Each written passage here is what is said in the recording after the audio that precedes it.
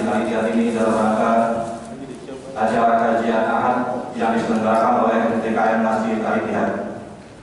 Salawat serta salam semoga senantiasa dilimpahkan kepada junjungan kita Nabi besar Muhammad SAW beserta para keluarganya, sahabatnya, dan para pengikutnya hingga zaman.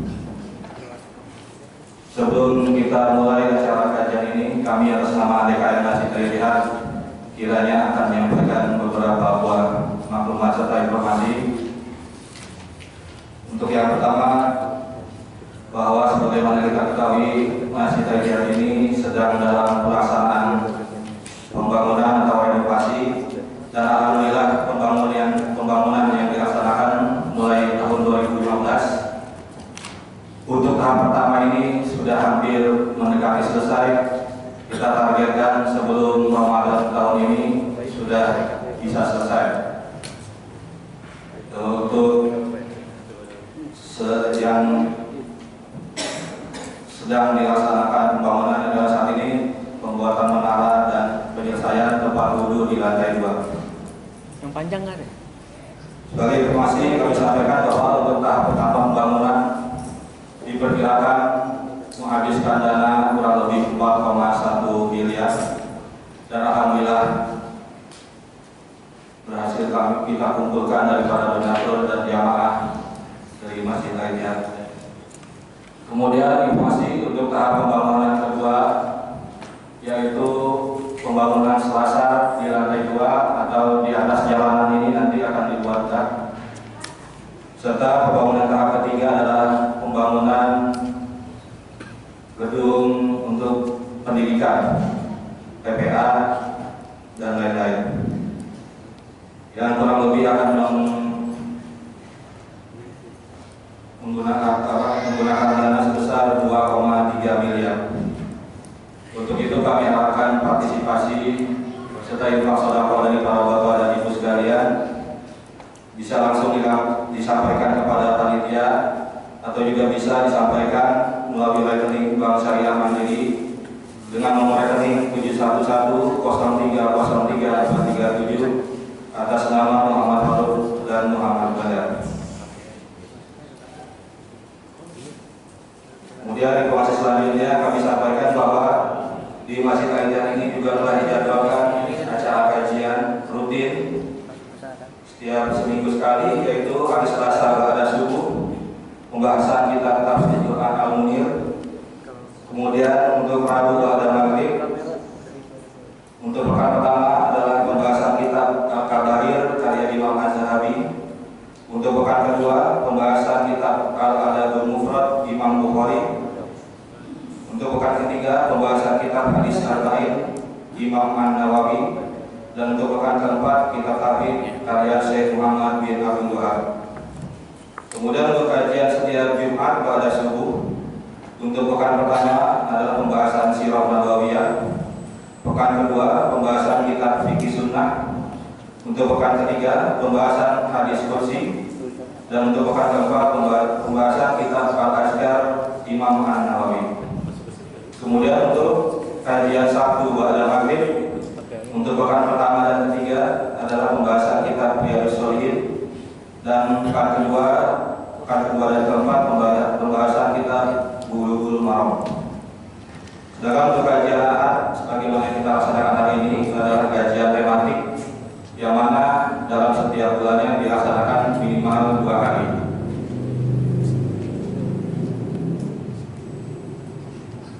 Untuk acara kajian pada pagi hari ini, insya Allah akan disampaikan oleh Ustaz Dr. Abdullah Roy MA dengan tema Tafsir Ayat Puasa.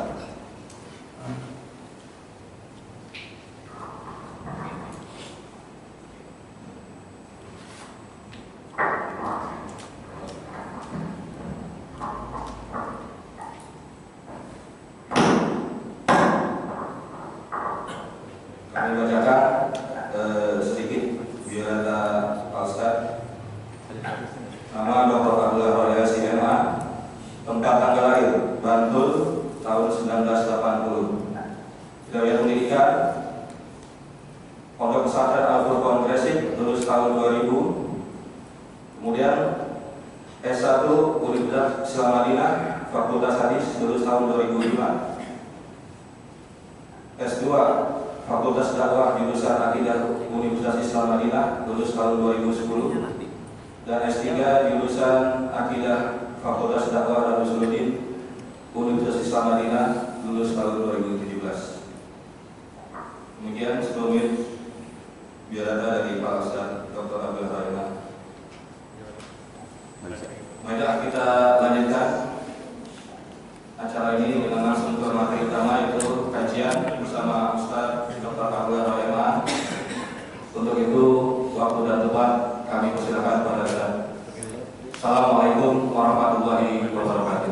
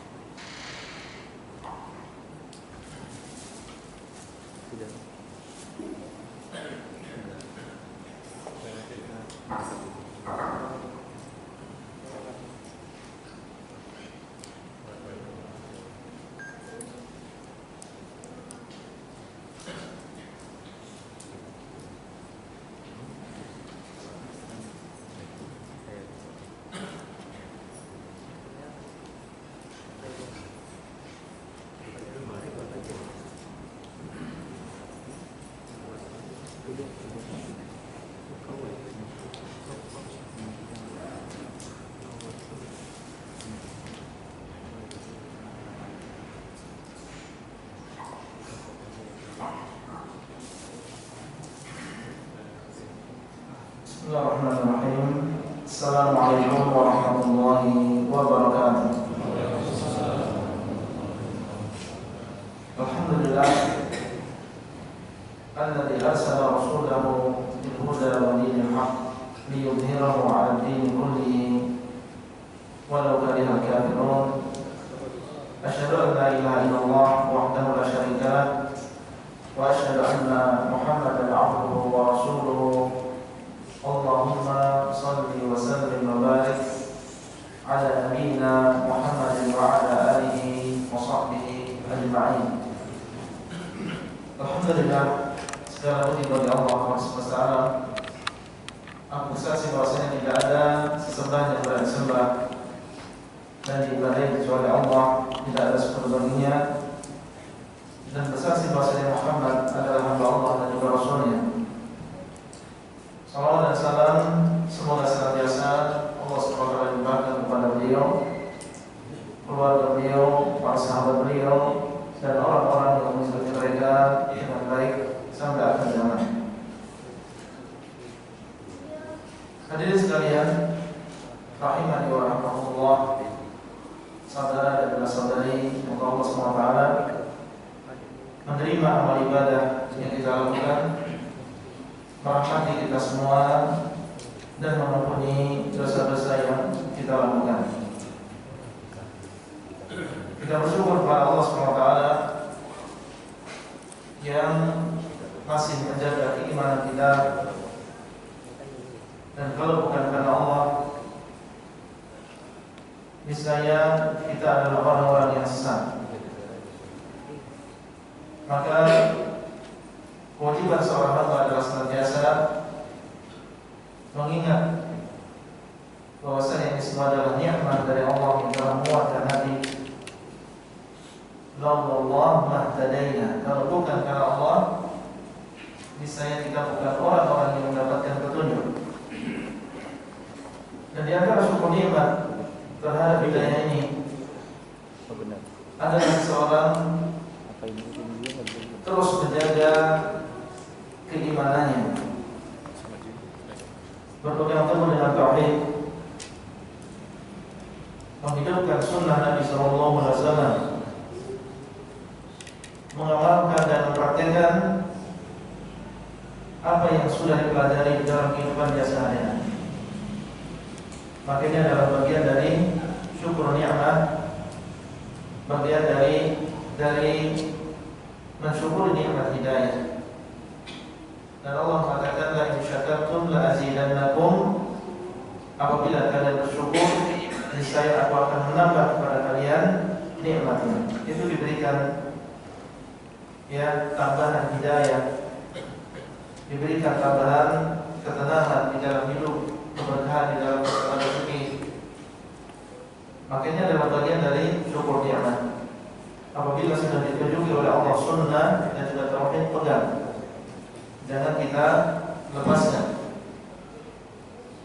Kemudian selanjutnya tidak lupa kita doakan untuk para panitia dan juga BKM Masjid Al-Ittihad yang jazakumullah khairan telah memberikan kepada kita kesempatan pada pagi hari ini untuk bersama berkumpul di masjid yang mulia ini dalam rangka bermajelis ilmu, mempelajari ayat-ayat Allah SWT.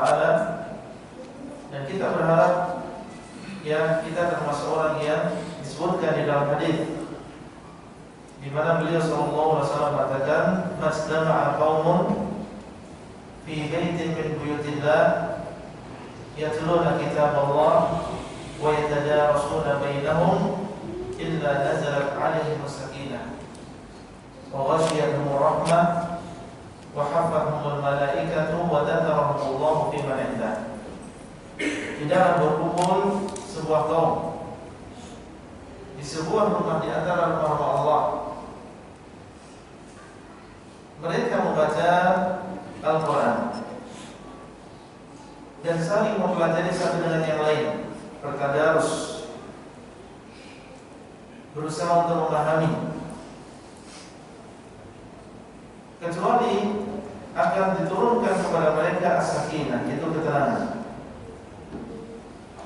Yang sebelumnya mungkin dia dalam keadaan gelisah, dalam keadaan takut, dalam keadaan bingung, ketika dia menghadiri majelis ilmu, maka insya Allah akan turun kepadanya as-sakinah, ketenangan.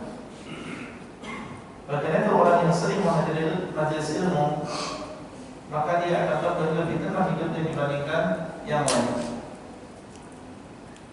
Senantiasa terkontrol biidznillah. Adapun orang yang jarang menghadiri majelis ilmu, maka biasanya dalam kehidupan dia penuh dengan keresahan, dengan ketakutan. Nazalat 'alaihim as-sakinah wa ghashiyatuhum rahmah, dan akan diliputi oleh rahmat, yaitu kasih sayang Allah. Wa hafathumul malaikah, dan malaikat akan menaungi mereka. Bentuk ikram dan penghormatan malaikat kepada para ulama ilmu, para penuntut ilmu yang mereka datang untuk mempelajari ayat-ayat Allah. Senang para malaikat melihat orang-orang yang mau datang menghadiri majelis ilmu, dia membaca Al-Quran, mempelajari ayat Allah. Maka hafathumul malaikah, para malaikat akan menaungi mereka. Wa dzakarahumullahu fi man 'indah, dan Allah akan menyebut-nyebut nama mereka di sisi para malaikat. Fulan dia menghadiri majelis ilmu, disebut nama kita di hadapan para malaikat Allah Azza wa Jalla. Dan tentunya ini adalah kemuliaan. Seandainya salah seorang di antara kita disebut namanya oleh seorang pejabat, disebut namanya oleh Pak Presiden misalnya, Fulan bin Fulan, maka ini adalah sebuah ya kesenangan, dan seseorang bangga disebutkan namanya oleh orang yang diagungkan dan dihormati oleh manusia. Dan di sini yang menyebut adalah Allah Rabbul Alamin. Maka mana yang lebih ya membanggakan bagi seseorang hamba disebut namanya oleh Allah Azza wa Jalla. Apabila dia sering menghadiri majelis ilmu, semakin dia banyak disebutkan oleh Allah SWT. Maka kita berharap semoga Allah SWT menjadikan kita termasuk orang yang ikhlas dalam menghadiri majelis ilmu, sehingga bisa mendapatkan keutamaan-keutamaan di atas. Kemudian materi yang akan kita sampaikan pada kesempatan kali ini adalah tentang tafsir surat atau ayat-ayat yang berkaitan dengan puasa. Tafsir dari ayat-ayat yang berkaitan dengan puasa.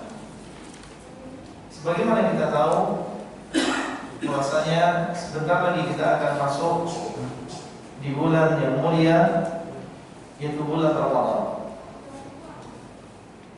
Kita berdoa kepada Allah semoga Allah menjadikan kita semua termasuk orang yang bisa mendapatkan bulan ini dan bisa memanfaatkan bulan Ramadan kali ini dengan baik, lebih baik daripada tahun-tahun yang telah lalu. Dan di antara usaha kita, sekalian, adalah kita berusaha untuk mengulang kembali, mempelajari kembali ayat-ayat yang Allah turunkan yang berkaitan dengan masalah puasa. Ayat-ayat yang Allah turunkan yang berkaitan dengan puasa di bulan Ramadan. Dan ini adalah termasuk mengamalkan atau termasuk usaha kita untuk berilmu sebelum beramal. Usaha kita semua untuk melakukan ilmu sebelum kita beramal. Karena seseorang ketika dia akan beramal soleh, maka dia diharuskan untuk mengilmui apa yang akan dia lakukan. Sebelum dia beramal, diharuskan dia untuk mempelajari amal yang akan dia amalkan. Supaya apa? Supaya ketika dia beramal soleh, amal tersebut cocok dan sesuai dengan apa yang dilakukan oleh Rasulullah SAW. Karena syarat diterimanya amal soleh ada dua. Amal soleh tidak akan diterima oleh Allah Azza wa Jalla kecuali apabila terpenuhi dua syarat. Yang pertama ikhlas, jelas. Wa ma umiru illa liya'budullaha mukhlishina lahu-d-din. Tidaklah mereka diperintahkan kecuali untuk mengikhlaskan ibadah hanya untuk Allah. Kalau tidak ikhlas dalam beribadah, tidak akan diterima. Kemudian yang kedua adalah al-mutaba'ah, cocoknya amalan kita dengan sunnah Rasulullah SAW. Sebagaimana dalam hadis Rasulullah SAW mengatakan, "Man 'amila 'amalan laisa 'alaihi amruna fa huwa rad." Barang siapa yang mengamalkan sebuah amalan tidak ada petunjuknya dari kami, tidak ada dalil dari kami, maka amalan tersebut tertolak. Hadis ini sahih diriwayatkan oleh Muslim dari Aisyah radhiyallahu anha, menunjukkan bahwasanya orang yang beramal saleh dan amalnya tidak sesuai dengan sunnah, maka tidak akan diterima oleh Allah Azza wa Jalla. Fudhail bin Iyad ketika beliau menafsirkan firman Allah, liyabluwakum ayyukum ahsanu amala, untuk menguji kalian siapa di antara kalian yang paling bagus amalannya. Maka beliau mengatakan akhlasuhu wa aswabuhu, amalan yang paling baik adalah amalan yang paling ikhlas dan amalan yang paling sesuai dengan sunnah. Inilah dari makna dari kalimat ahsan. Amalan yang paling baik yaitu yang paling ikhlas dilakukan dan paling sesuai dengan sunnah Rasulullah SAW. Allah tidak mengatakan yang paling banyak amalannya, tetapi mengatakan ahsanu amalan, yang paling baik amalannya, dan yang paling baik adalah yang paling ikhlas dan yang paling sesuai dengan sunnah. Maka pantasnya seorang muslim sebelum dia memasuki bulan ini, dan masih ada waktu, dia kurang berapa bulan lagi? Masih kurang lebih 25 hari lagi atau 24 hari. Ya, masih ada waktu bagi kita untuk mempersiapkan ini. Dan persiapan yang paling utama adalah persiapan ilmu. Al-Imam Al-Bukhari sudah mengatakan babul al-ilmu qabla al-qawli wal amal. Bab ilmu sebelum berucap dan sebelum beramal. Sebelum kita mengamalkan sesuatu, ilmu dulu. Bagaimana cara mengamalkan amalan tersebut sesuai dengan sunnah. Jangan sampai seseorang terjerumus di dalam perkara yang tidak disunahkan oleh Nabi SAW, yang justru dia mendapatkan murka dan semakin jauh dari Allah, bukan semakin dekat dengan Allah Azza wa Jalla. Dan di antara sumber sunnah Nabi SAW adalah Al-Quran. Yang dibawa oleh Nabi SAW adalah Al-Quran, yang di dalamnya ada petunjuk dan di dalamnya ada bayyinatin minal huda. Maka insyaallah pada kesempatan kali ini kita akan memahami bersama ayat-ayat yang berkaitan dengan masalah puasa ini. Dan Allah telah menyebutkan ayat-ayat tersebut di dalam surat Al-Baqarah ayat 183 sampai 187. Ya, bagi ikhwan maupun akhwat yang punya mushaf bisa dibuka. Ya, surat Al-Baqarah ayat 183 sampai 187, dan bisa juga membuka HP-nya masing-masing. Ya, kalau belum bisa bahasa Arab bisa membuka terjemahannya. Ya, kalau kita mengikuti dengan membawa mushaf insyaallah lebih mudah untuk memahami apa yang disampaikan. Baik. Allah SWT mengatakan di dalam Al-Quran Al-Karim surat Al-Baqarah ayat 183, ya ayyuhalladzina amanu kutiba alaikumus siyamu kama kutiba 'alal ladzina min qablikum la'allakum tattaqun. Wahai orang-orang beriman, telah diwajibkan atas kalian berpuasa sebagaimana telah diwajibkan untuk orang-orang sebelum kalian, la'allakum tattaqun, supaya kalian bertakwa kepada Allah.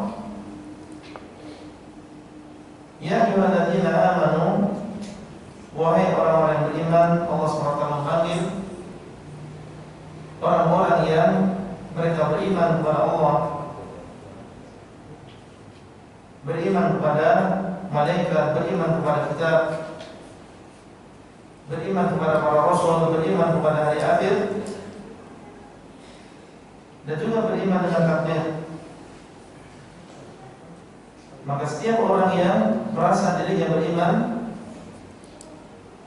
hendaklah ketika mendengar firman Allah, ya ayyuhalladzina amanu, wahai orang-orang yang beriman, hendaklah dia menyiapkan dirinya, memasang telinganya, karena ini adalah panggilan dari Rabbul Alamin. Seandainya salah seorang di antara kita memiliki atasan, bekerja di sebuah perusahaan, kemudian dipanggil nama kita, ya fulan, ya, misalnya kita akan bersiap-siap untuk mendengar apa yang akan disampaikan oleh atasan tersebut. Mungkin ada perintah, mungkin ada keperluan dan seterusnya. Dan ini yang memanggil adalah Allah SWT memanggil orang-orang beriman. Oleh karena itu sebagian salaf mereka mengatakan, apabila Allah mengatakan ya ayyuhalladzina amanu wa asghi sam'ak, maka dalam persiapkan kedengaran. Karena ada kemungkinan setelahnya adalah sebuah perintah yang harus kita laksanakan, atau kemungkinan yang kedua ada sebuah larangan yang harus segera engkau tinggalkan. Maka ya ayyuhalladzina amanu, wahai orang-orang yang beriman. Siap kita menyiapkan diri kita apa yang akan diucapkan oleh Allah Subhanahu. Dan kalimat ya ayyuhalladzina amanu adalah di antara ciri bahwasanya ayat tersebut diturunkan setelah hijrahnya Rasulullah SAW, yang dinamakan dengan surat Madaniyah atau ayat Madaniyah.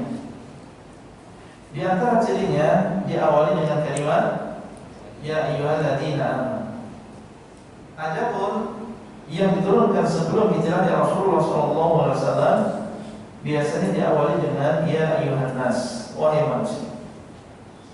Ini di antara ciri bahwasanya ayat ini adalah termasuk ayat Madaniyah yang diturunkan setelah hijrahnya Rasulullah SAW.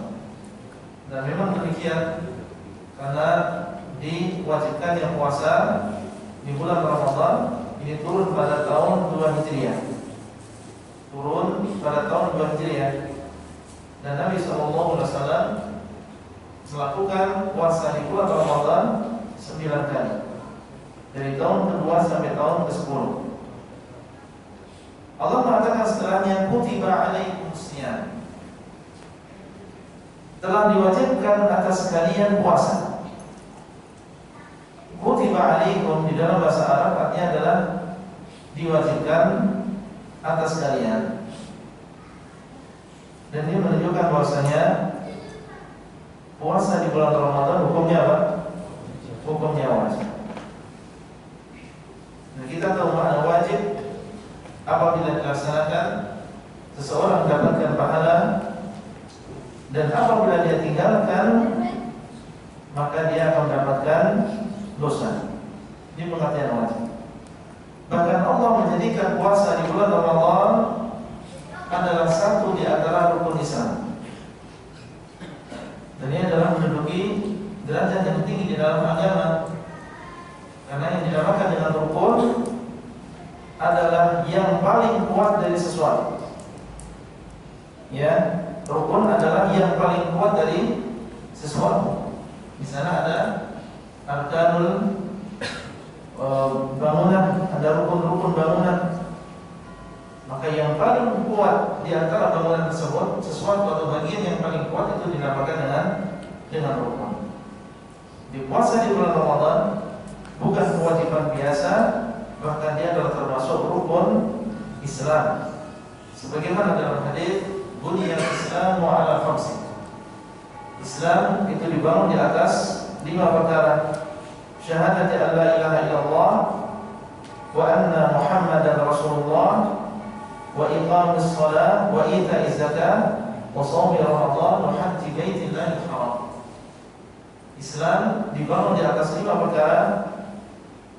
2 kalimat syahadat, mendirikan salat, membayar zakat, berpuasa di bulan Ramadan, dan juga berhaji ke Baitullah Al-Haram.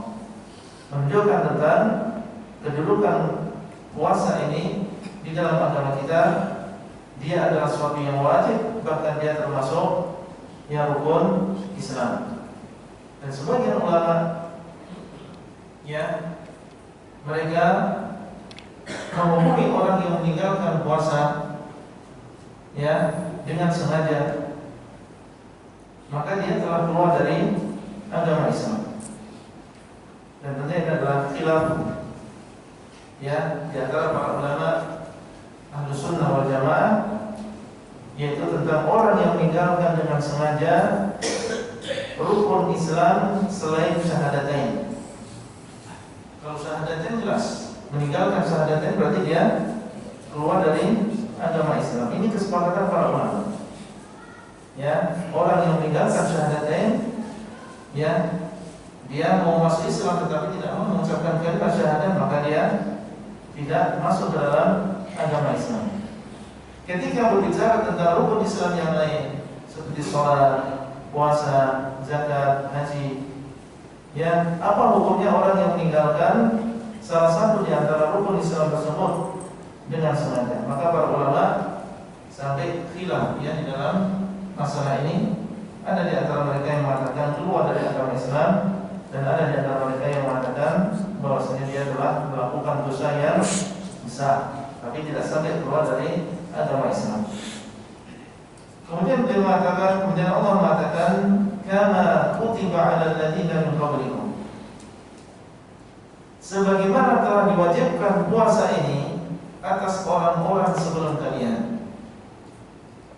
Kabar dari Allah SWT bahwasanya puasa bukan hanya diwajibkan atas kita kaum muslimin, umatnya Rasulullah SAW, tetapi juga diwajibkan atas umat-umat sebelum kita.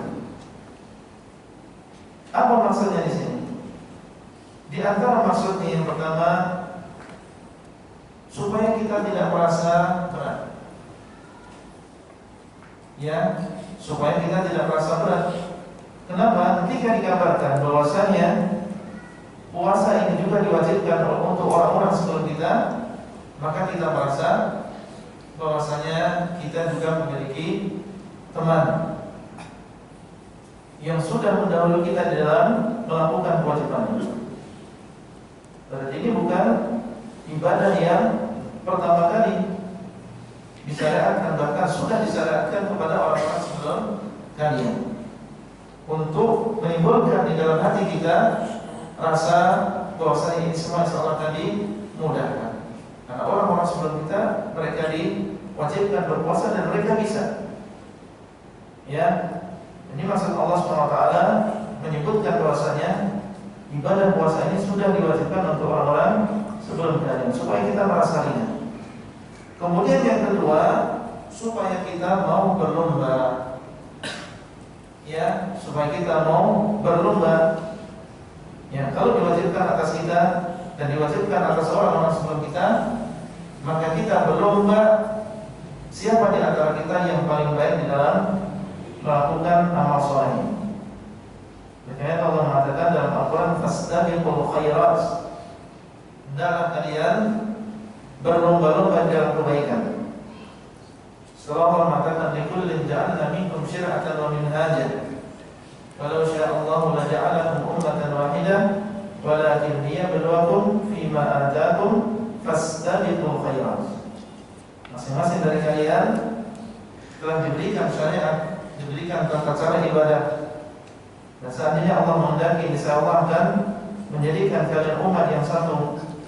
Akan tetapi dibuat masing-masing memiliki syariat untuk menguji kalian di dalam apa yang Allah berikan kepada kalian berupa syariat.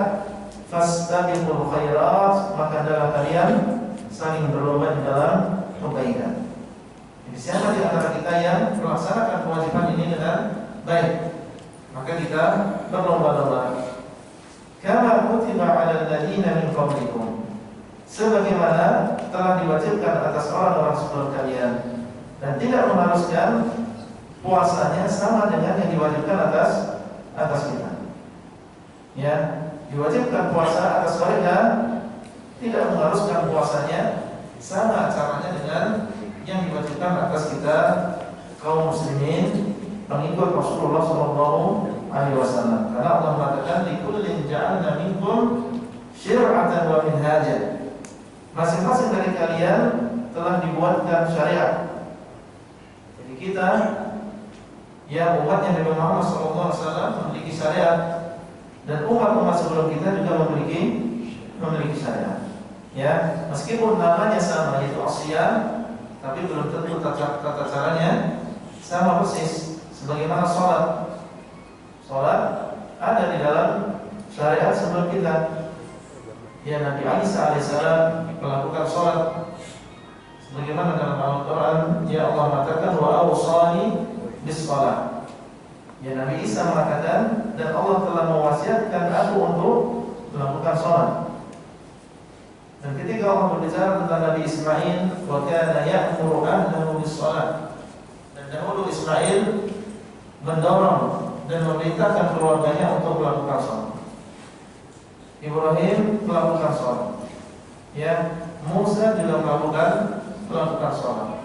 Tetapi belum tentu tata cara sholat yang mereka lakukan sama dengan tata cara yang dilakukan oleh umatnya Rasulullah SAW. Apa hikmah dari kewajiban puasa tersebut? La'allakum tattaqun, supaya kalian meraih ketakwaan. Di antara hikmah berpuasa adalah supaya kita menjadi orang yang bertakwa. Bagaimana orang yang berpuasa bisa menjadi orang yang bertakwa? Ya, dan takwa ini adalah syarat seseorang bisa masuk ke dalam surganya Allah Azza wa Jalla. Allah mengatakan inna lil muttaqina mafazan. Bagi orang-orang yang bertakwa mafazan, keberuntungan. Dan Allah mengatakan innal muttaqina fi jannatin wa na'im. Sesungguhnya orang-orang yang bertakwa mereka berada di dalam surga dan di dalam kenikmatan. Jadi untuk masuk ke dalam surga harus apa? Bertakwa. Bagaimana cara mendapatkan ketakwaan? Caranya adalah dengan diantaranya dengan cara apa? Berpuasa. Orang yang berpuasa maka dia akan meninggalkan makan, minum dan juga mendatangi istri.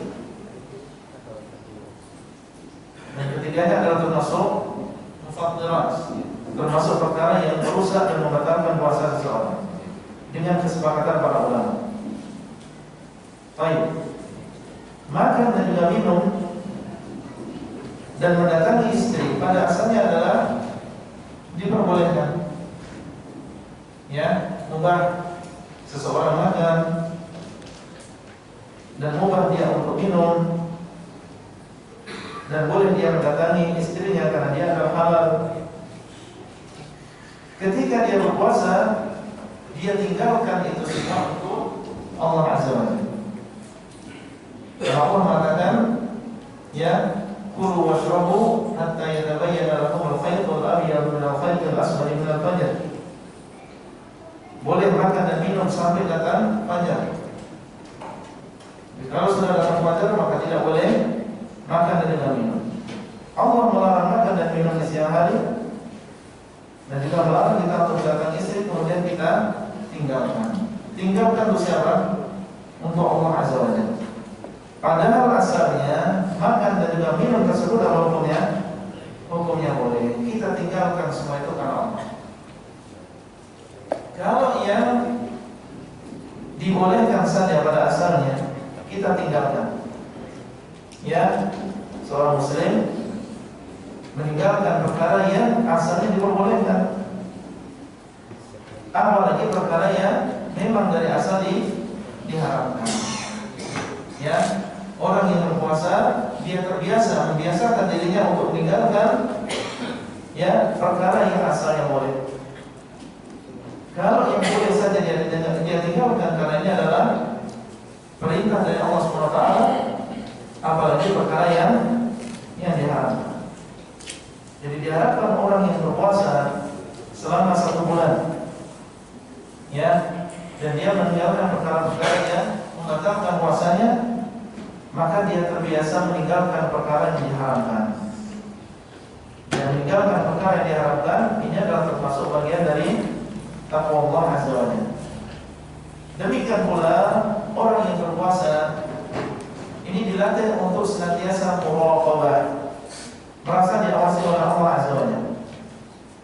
Ya, karena orang yang berpuasa bisa saja dia masuk ke dalam kamarnya menyimpan air. Ya, sebelum datang waktu sahur, dia simpan di kamarnya, dia kunci, dia minum, bisa dia lakukan. Tapi kenapa dia tidak lakukan? Karena dia merasa diawasi oleh Allah Azza wa Jalla. Ya, meskipun bapak saya tidak mengetahui, meskipun anak saya tidak mengetahui, tapi dia yakin Allah mengetahui apa yang dia lakukan, sehingga dia tinggalkan makan dan juga minum meskipun dia sendirian di kamar. Ya, dan ini melatih seseorang untuk muraqabah dan merasa diawasi oleh Allah SWT. Dan apabila seseorang di dalam kehidupan dia, di mana saja dia merasa diawasi oleh Allah, maka ini adalah ya bagian dari ketakwaan. Dia tinggalkan kemaksiatan, baik dilihat oleh manusia maupun tidak. Dia lakukan perintah Allah, baik dilihat oleh manusia atau tidak. Ya, maka ini adalah bagian dari ketakwaan. Oleh karena itu Allah mengatakan la'allakum tattaqun, supaya kalian bertakwa. Di samping itu, di antara hikmah berpuasa adalah untuk meredam nafsu. Karena orang yang berpuasa maka dia akan mengurangi makanan dan juga minum, dan ini akan berpengaruh pada jalan darahnya. Dan jalan darahnya yang semula lebar, semula luas, ketika dia berpuasa maka akan sempit. Dan disebutkan dalam hadis bahwasanya syaitan ini berjalan di dalam tubuh ya anak Adam, ya berjalan di jalan-jalan darah. Ketika kita mempersempit ya jalan tersebut, maka syaitan juga akan merasakan dampaknya. Ya, sehingga orang yang berpuasa ini biasanya dia lebih mudah untuk menahan hawa nafsu. Ya, dan karena itu disyariatkan bagi pemuda yang belum mampu untuk menikah, ya supaya mereka memperbanyak puasa. Karena yang demikian akan membantu dia meredam hawa nafsunya. Sebagaimana sabda Nabi sallallahu alaihi wasallam, "Ya ma'syar syabab, man istata'a minkum al-ba'a falyatazawwaj. Wa man lam yastati' fa 'alaihi bisyam fa innahu lahu wijah." Wahai para pemuda, hendaklah kalian, barang siapa di antara kalian yang mampu, maka hendaklah dia menikah. Maka barang siapa yang belum mampu, hendaklah dia berpuasa, karena sesungguhnya puasa adalah perisai. Ya, adalah perisai, pelindung bagi dia, itu bisa diantaranya dalam meredam hawa nafsunya. Baik, itu adalah ayat yang ke-183. Ayat yang selanjutnya, Allah mengatakan ayyaman ma'dudat, hari-hari yang bisa dihitung. Setelah menyebutkan bahwasanya diwajibkan bagi kita berpuasa, itu puasa di bulan Ramadan, maka Allah mengatakan bahwasanya kewajiban puasa tersebut hanya ayyaman ma'dudat, hanyalah hari-hari yang bisa dihitung. Maksudnya di sini Allah SWT tidak mewajibkan atas kita puasa dalam waktu yang lama, bukan 2 bulan, bukan 3 bulan, bukan 5 bulan, tapi hanya 1 bulan dalam 1 tahun. Ya, 4 minggu, ya 4 pekan dalam 1 tahun. Dan adalah kemudahan yang Allah berikan kepada kaum muslimin. Ya, sehingga Allah mengatakan ayyaman ma'dudat, itu adalah hari-hari yang bisa dihitung, yang sedikit. Dan maksudnya adalah untuk menimbulkan di dalam hati kita semangat dan tidak merasa berat dengan yang syariat ini. Ya, sudah disampaikan oleh Allah di dalam ayat yang sebelumnya bahwasanya kewajiban ini telah diwajibkan kepada umat-umat sebelum kita, supaya kita merasa ringan. Kemudian ditambah oleh Allah di dalam ayat ini, dikatakan oleh Allah ayyaman ma'dudat, ya hari-hari yang bisa dihitung. Dan jumlah hari ya dalam bulan Ramadan ada 2 kemungkinan. Kemungkinan 29 hari dan kemungkinan 30 hari. Tidak mungkin kurang dari 29 dan tidak mungkin lebih dari 30. Ya, dan semua hari-hari Hijriah demikian. Ya, tidak kurang dari 29 dan tidak mungkin lebih dari 30. Karena itu kalau sudah datang waktu Sya'ban seperti ini, ya kita disunahkan bagi kaum muslimin untuk mengetahui 1 Sya'ban. Ya, supaya apa? Supaya ketika datang tanggal 29 mereka bisa ru'yah. Ya, ru'yah hilal. Kalau mereka bisa melihat hilal, nah berarti bisa apa? Berpuasa. Tapi kalau tidak bisa melihat hilal karena mendung misalnya, ya, maka dalam keadaan demikian mereka menyempurnakan menjadi 30 hari. Ya, mereka menyempurnakan menjadi 30 hari. Jadi puasanya baru besok lusanya. Ya, karena hari di dalam bulan-bulan Islam, bulan-bulan Hijriah ini tidak lebih dari 30 hari dan tidak kurang dari 29. Baik. Kemudian Allah mengatakan faman kana minkum maridan aw ala safarin fa iddatun min ayyamin ukhra. Disebutkan oleh Allah keringanan yang lain.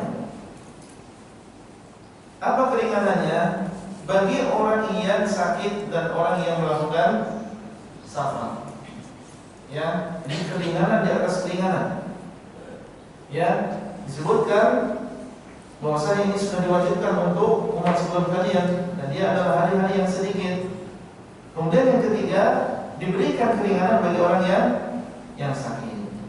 Faman kana minkum maridan, barang siapa di antara kalian yang sakit. Yang dimaksud dengan sakit di sini adalah sakit yang menjadikan dia berat untuk berpuasa. Karena sakit bermacam-macam. Ada sakit yang tidak menjadikan seseorang berat untuk berpuasa, dan di sana ada sakit yang menjadikan seseorang berat untuk berpuasa. Maka ini maksud yang kedua, itu yang menjadikan seseorang berat untuk berpuasa. Ya, apabila dia berpuasa menjadikan dia lemah atau menjadikan dia susah untuk sembuh, ya, dia harus minum obat misalnya, maka dalam keadaan demikian diberikan keringanan. Adapun sakit yang tidak mempengaruhi seperti kesandung batu misalnya sakit, ya kan? Maka ini tidak menjadikan seseorang uzur, kemudian dia tidak berpuasa. Faman kana minkum maridan, barang siapa di antara kalian yang sakit, atau ala safarin, atau dia dalam keadaan safar. Ini uzur yang kedua. Ya, uzur yang kedua. Tadi yang pertama masuk di dalam orang yang sakit, ya, dikiaskan dengan orang yang sakit adalah seorang wanita yang dia lemah, ya, apabila dia berpuasa, ketika dalam keadaan hamil atau dalam keadaan dia menyusui, ya, dan dia merasa lemah, tidak bisa melakukan puasa dalam keadaan hamil tersebut atau dalam keadaan menyusui, maka dia masuk di dalam orang yang sakit. Atau ala safarin, atau dia dalam keadaan safar, dalam keadaan bepergian. Karena biasanya orang yang bepergian, apalagi zaman dahulu, ini adalah tempatnya orang susah, ya, perjalanan yang panjang, belum lagi terik matahari, ya, maka ini tentunya menjadikan seseorang lemah di dalam berpuasa. Orang yang demikian, maka dia mendapatkan uzur untuk tidak berpuasa. Apa kewajibannya? Fa'iddatun min ayyamin ukhra, maka dia mengganti pada hari-hari yang lain. Kalau bukannya 5 hari, maka diganti 5 hari. Ya, hutangnya 3 hari, maka diganti 3 hari. Dan firman Allah, min ayyamin ukhra, pada hari-hari yang lain, ukurannya adalah 1 hari, meskipun berbeda jumlah jamnya. Meskipun berbeda jumlah jamnya, yang penting sama-sama 1 hari. Maksudnya bagaimana? Seandainya kita sekarang berpuasa di Indonesia, ya, berpuasa di Indonesia biasanya berapa jam? Dari subuh sampai maghrib? 12 jam? 11? 14? Baik, 14. Kemudian ternyata kita setelah berpuasa, pas puasa kita punya hutang, ya, sakit, ya, di Indonesia selama 5 hari.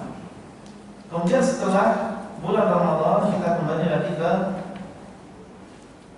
tinggal di sebuah negara, misalnya di situ sehari di sana hanya misalnya 2 jam, atau sehari di sana hanya 5 jam.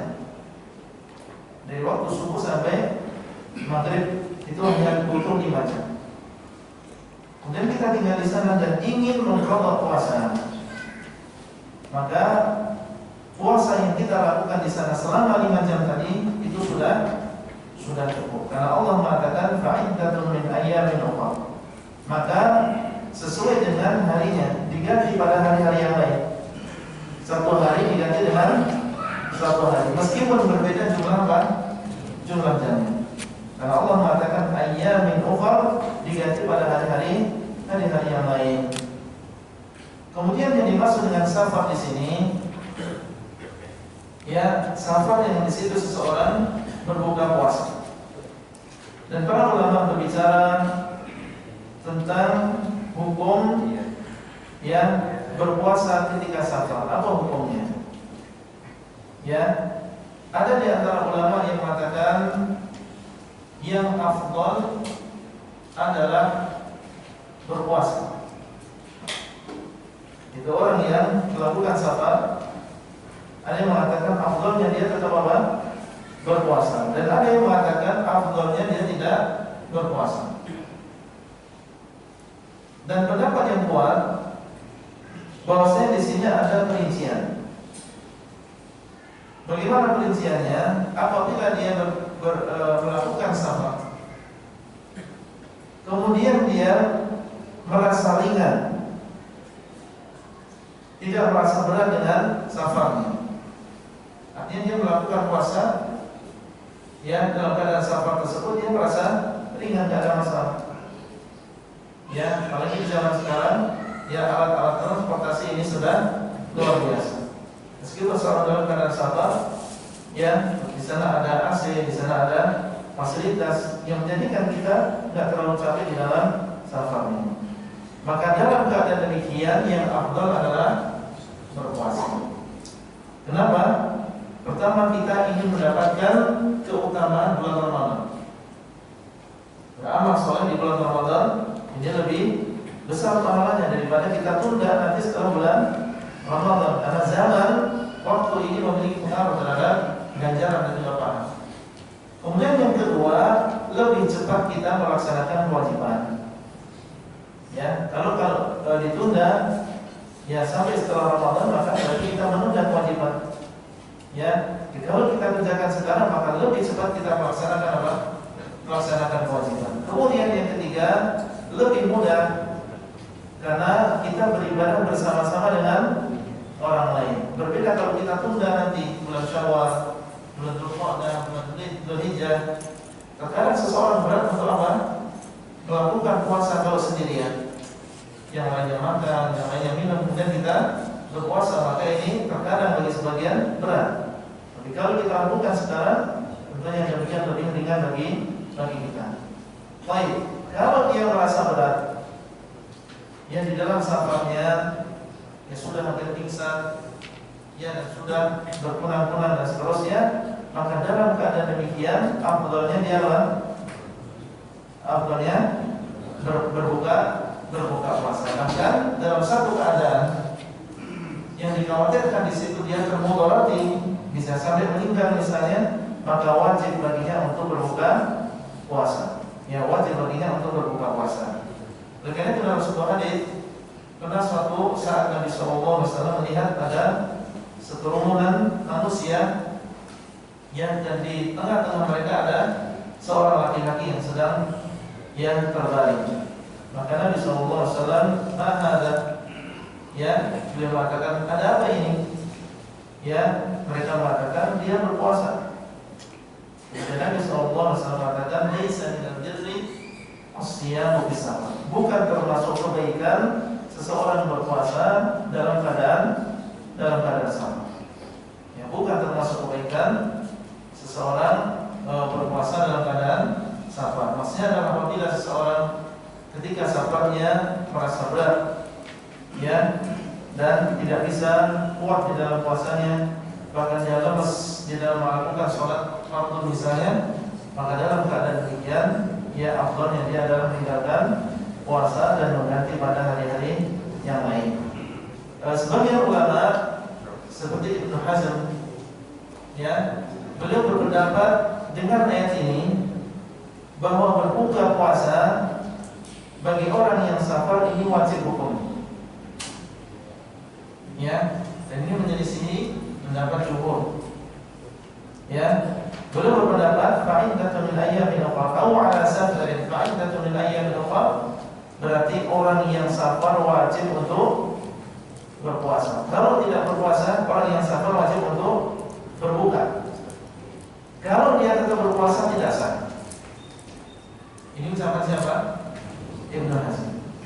Orang yang safar, kalau dia tetap berpuasa dia tidak sah, harus berbuka. Katanya demikian. Maka ini bertentangan dengan pendapat jumhur ulama yang mengatakan bahwasanya orang yang melakukan safar dan dia berpuasa maka dia tetap sah.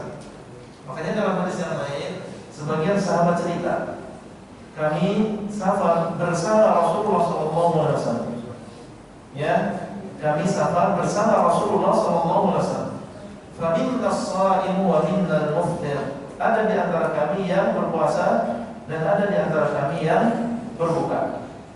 Falam ya'id as-sha'imu 'ala al-muftir wa al-muftiru 'ala as-sha'im. Maka orang yang berpuasa di antara kami tidak mencela orang yang berbuka, demikian pula orang yang berbuka tidak mencela orang yang berpuasa. Dan saat itu mereka safar bersama siapa? Bersama Rasulullah SAW dan tidak dicela oleh Rasulullah.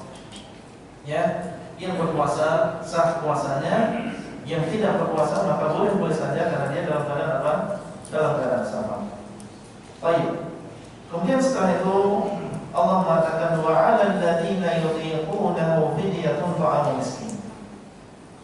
Dan bagi orang yang mampu melakukan puasa maka dia membayar fidyah. Ini di awal sebelum diwajibkan puasa ini bagi semuanya. Sebelum diwajibkan, ternyata dahulu ketika pertama kali diwajibkan puasa di bulan Ramadan, ini diberikan pilihan. Ya, orang yang berpuasa maka itu lebih baik. Dan orang yang tidak ingin berpuasa padahal dia mampu, boleh, tetapi harus membayar apa? Bayar fidyah. Itu dulu demikian. Sebelum diwajibkan semuanya, ya, orang yang mampu harus berpuasa, maka sebelumnya diberikan pilihan. Silakan mau berpuasa atau tidak. Tapi kalau tidak berpuasa, maka harus membayar apa? Membayar fidyah. Ya, Allah mengatakan wa 'alal ladzina yutiqunahu fidyatun. Dan atas orang yang mampu maka dalam dia membayar fidyah. Ya, apa fidyahnya? Ta'amu miskin, memberi makan orang miskin. Yaitu setiap satu hari yang dia tinggalkan maka dia memberi makan satu orang miskin. Kalau bisa 30 hari dia tidak berpuasa, ya sudah, berarti nanti terakhir ya dia mengumpulkan 30 orang miskin kemudian dia beri makan. Dosa atau tidak? Tidak dosa, karena saat itu mereka diberikan pilihan. Boleh memilih antara berpuasa atau memberi makan orang miskin. Ya, maka kemudian setelah itu ayat ini dihapus. Ya, ada pendapat ya bahwasanya maksud ya ayat ini adalah sebelum diwajibkan secara keseluruhan. Maka sebelumnya adalah ini, yaitu orang yang berpuasa silahkan dia berpuasa, dan kalau dia tidak berpuasa maka adalah dia membayar fidyah. Nanti akan datang ayat yang selanjutnya yang menghapuskan ayat ini. Ya. Kemudian Allah mengatakan faman tatawwa khairan, maka barang siapa yang bertatawwu menambah kebaikan, fahuwa khairul lah, maka yang demikian lebih baik baginya. Kalau misalnya seseorang membayar fidyah dan fidyah ya seseorang ya memberi makan satu orang miskin dari setiap hari yang ditinggalkan. Kalau mau dimentahkan boleh, ya, yaitu membayar berupa makanan 1,5 kilo beras, ya 1,5 kilo beras kurang lebih, yaitu setengah sok dari kurma kalau di sana. Ya, itu kewajibannya. Tetapi kalau dia mau menambah, wajibnya setengah sok. Ya, wajibnya adalah setengah sok. Kalau dia menambah, ingin memberi makan orang miskin 1 sok, boleh atau tidak? Boleh. Ya, kalau kurang jangan. Tapi kalau lebih silakan. Faman tatawwa'a khairan fahuwa khairun lahu. Barang siapa yang bertatawwu', menambah kebaikan lebih dari apa yang diwajibkan, maka itu adalah kebaikan bagi dirinya. Wa an tasumu khairul lakum. Dan kalian berpuasa itu lebih baik bagi kalian. Jadi meskipun diberikan pilihan tadi, tetap puasa itu lebih baik bagi kalian. Karena di dalam puasa ada hikmah yang tidak didapatkan dalam membayar fidyah. Ya, ketika seseorang melakukan puasa, maka di sana ada hikmah yang lain yang tidak ada pada membayar fidyah. Seperti misalnya apa tadi? Ya, orang yang berpuasa maka dia akan mengurangi syahwatnya. Demikian pula kebaikan yang lain, kesehatan yang didapatkan ketika berpuasa. Dan ini tidak didapatkan ketika seseorang hanya membayar apa? Membayar fidyah. Di samping yang ketakwaan yang akan dihasilkan oleh orang yang berpuasa. In kuntum ta'lamun, kalau kalian mengetahui, yaitu kalau kalian mengetahui hikmah dan faedah dari berpuasa tersebut. Kemudian setelah itu Allah mengatakan, ya, syahrul Ramadan alladzi unzila fihi al-Qur'an. Kapan diwajibkan puasa tadi? Diwajibkan di bulan apa? Di bulan Ramadan. Ya, syahrul Ramadan. Diwajibkan puasa tadi di bulan Ramadan. Dan ini menunjukkan, ya, sebagian mengatakan bahwasanya kita di dalam menyebutkan bulan Ramadan, ya, ini disebutkan di depannya bulan, atau dalam bahasa Arab syahr. Ya, sehingga sebagian salaf mengatakan harus kita mengatakan syahrul Ramadan. Enggak boleh kita hanya mengatakan Ramadan saja. Berdalil dengan ayat ini. Tapi pendapat ini, ya, pendapat yang lemah dan pendapat yang kuat bahwasanya boleh kita mengatakan syahrul Ramadan dan boleh kita mengatakan Ramadan saja, boleh. Kenapa? Karena beberapa hadis menunjukkan bahwasanya Nabi SAW hanya menyebutkan Ramadan. Sebagaimana dalam hadis, man shoma Ramadan, barang siapa yang berpuasa di bulan Ramadan.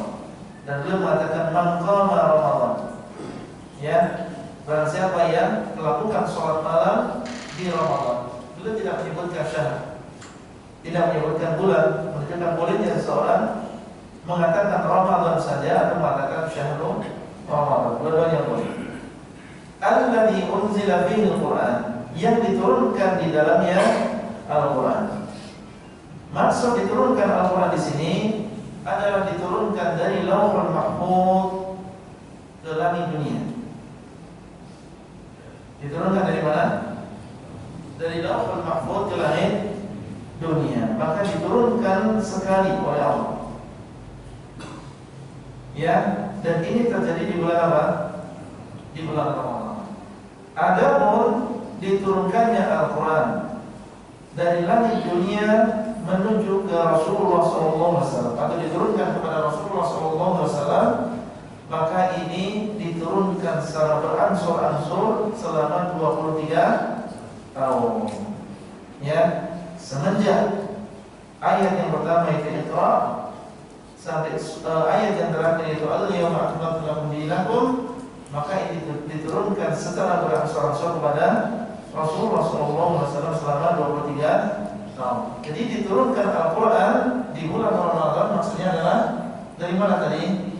Lauhul Mahfuz menuju ke langit dunia, itu sekali. Ini yang dimaksud. Ya, adapun dari langit dunia kepada Rasulullah SAW maka diturunkan secara beransur-ansur selama 23 tahun sesuai dengan kejadian dan peristiwa. Dan ini menunjukkan tentang keutamaan bulan Ramadan.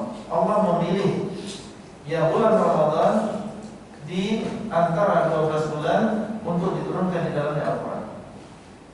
Dan para sebagian mengatakan seluruh perkara yang berkaitan dengan Al-Quran maka dia akan mendapatkan keutamaan yang besar, keutamaan yang tinggi. Al-Quran diturunkan oleh malaikat Jibril. Maka Jibril menjadi malaikat yang paling utama. Dia adalah pemukanya malaikat. Al-Quran diturunkan kepada Rasulullah SAW, maka beliau menjadi Nabi yang paling mulia. Al-Quran diturunkan pertama kali di kota Mekah, maka kota Mekah menjadi negeri yang paling mulia. Sebagaimana dalam hadis, ya, Nabi SAW ketika akan meninggalkan kota Mekah, dia mengatakan, Inni la'a'lamu annaki khairu ardillah wa ahabbul liqa'i ilallah. Sungguh aku mengetahui bahwa engkau adalah sebaik-baik, ya, negeri Allah, dan engkau adalah negeri yang paling dicintai oleh Allah Azza wa Jalla. Al-Quran diturunkan di bulan Ramadan, maka jadilah bulan Ramadan sebagai bulan yang paling afdal. Tidak ada bulan yang lebih mulia daripada bulan Ramadan. Dia adalah sayyidul syuhur, dia adalah pembukanya bulan-bulan. Al-Quran diturunkan di malam Lailatul Qadar, maka jadilah malam Lailatul Qadar sebagai malam yang paling mulia, karena diturunkan di dalamnya Al-Quran. Dan di dalam hadis, orang yang mempelajari Al-Quran, demikian pula orang yang mengajarkan Al-Quran, maka dia adalah sebaik-baik manusia. Khairukum man ta'allama Al-Qur'ana wa 'allama. Sebaik-baik dari kalian adalah orang yang mempelajari Al-Quran dan juga mengajarkan Al-Quran. Demikian setiap yang berhubungan dengan Al-Quran Al-Karim, maka dia menjadi orang yang paling mulia. Maka syahrul Ramadan alladzi unzila fihi Al-Quran menunjukkan tentang keutamaan bulan Ramadan. Allah memilih bulan Ramadan di antara 12 bulan untuk diturunkan di dalamnya Al-Quran. Hudan lin-nasi wa bayyinatin minal huda wal furqan. Diturunkan Al-Quran tersebut sebagai petunjuk bagi manusia. Petunjuk.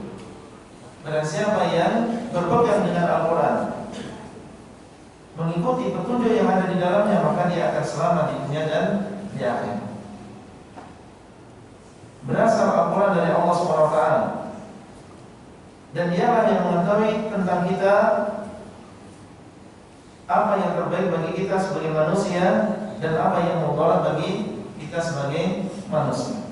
Maka Allah SWT sangat mengetahui dan maha mengetahui apa yang terbaik bagi manusia. Kalau kita ingin selamat, maka hendaklah kita berpegang dengan Al-Quran ini, ya, hudan lin-nas sebagai petunjuk bagi manusia, wa bayyinatin minal huda wal furqan, dan sebagai bukti yang nyata, bukti yang jelas dari kebenaran petunjuk tadi, dan dia adalah Al-Furqan, pembeda antara kebenaran dan kebatilan, pembeda antara yang haram dengan yang halal. Maka Al-Quran adalah Al-Furqan, pembeda antara kebenaran dengan kebatilan, dan dia adalah sekaligus petunjuk bagi manusia. Oleh karena itu, di bulan Ramadan kita disunahkan untuk memperbanyak membaca Al-Quran. Ya, dan dahulu Nabi SAW bermudarasah bersama Jibril di bulan Ramadan lebih banyak daripada bulan-bulan yang lain. Kalau bisa, ya di bulan Ramadan, ya jatah kita untuk membaca Al-Quran ini diperbanyak. Ya, kalau sebelumnya bisa setengah juz per hari, maka usahakan di bulan Ramadan lebih banyak dari itu. Bisa 1 juz dalam sehari, diatur, ya, dalam sehari bisa 1 juz, berarti di pagi hari ya 2 lembar, ya di siang hari 2 lembar, dan seterusnya, sehingga di malam hari dia bisa menyelesaikan, ya, dan sehari semalam bisa 1 juz, ya, dan seterusnya, sehingga dalam 1 bulan ini dia bisa menyelesaikan, dia bisa menghatamkan Al-Quran. Kalau bisa lebih dari itu, maka tentunya lebih baik. Ya, di bulan suci kita memperbanyak membaca Al-Quran, dan bulan Ramadan adalah bulan Al-Quran. Kemudian Allah mengatakan, "Faman syahida minkum asyhara falyasum." Maka barang siapa di antara kalian yang menyaksikan bulan Ramadan, hendaklah dia berpuasa. Ayat ini menasahkan, menghapuskan ayat yang sebelumnya. Sebagaimana ini pendapat sebagian orang. Kalau yang sebelumnya tadi, seseorang diberikan pilihan antara berpuasa dengan membayar fidyah, maka dihapus dengan firman Allah, "Faman syahida minkum asyhara falyasum." Maka barang siapa yang menyaksikan bulan Ramadan, itu menyaksikan dalam keadaan dia sehat, ya, bukan dalam keadaan sakit. Dan dia mendapatkan bulan Ramadan dalam keadaan dia mukim, ya, dalam keadaan dia mukim, tidak dalam keadaan safar. Ya, kalau dia mendapatkan bulan Ramadan dalam keadaan dia sehat, dalam keadaan dia mukim, tidak safar, maka fal yasum, maka adalah dia berpuasa. Dan dia dalam perintah, ya, semua, ya, yang punya kemampuan dan dia mendapatkan bulan Ramadan tidak dalam keadaan sakit, tidak dalam keadaan safar, fal yasum, maka adalah dia berpuasa. Tidak ada pilihan yang lain, ya, tidak ada pilihan membayar fidyah. Fal yasum, maka adalah dia berpuasa. Baik. Apakah orang yang sakit dan orang yang safar tetap mendapatkan keringanan ketika diwajibkan semua untuk berpuasa dan tidak membayar fidyah?